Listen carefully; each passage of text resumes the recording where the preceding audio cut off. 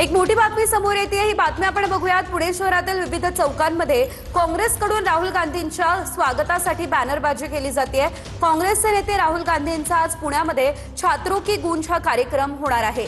राहुल गांधी आज विद्यार्थिनींसोबत संवाद साधणार आहेत। तत्पूर्वी मात्र संपूर्ण शहरातलं दृश्य जर आपण बघितलं तर संपूर्ण शहरामध्ये राहुल गांधी यांच्या स्वागतासाठी तुफान बॅनरबाजी करण्यात आलेली आहे। काँग्रेसकडून ही बॅनरबाजी करण्यात आलेली आहे।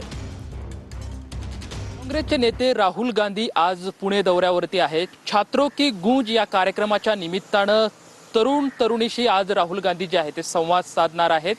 AISMS या महाविद्यालयाच्या मैदानावरती आज सायंकाळी 5 वाजता राहुल गांधी छात्रों की गूंज या कार्यक्रमाच्या निमित्तानं अनेक विद्यार्थ्यांशी संवाद साधणार आहेत। मात्र सध्या काँग्रेसकडून या कार्यक्रमाची जय्यत तयारी करण्यात आल्याचं चित्र जे आहे ते आपल्याला पुण्यामध्ये पाहायला मिळते।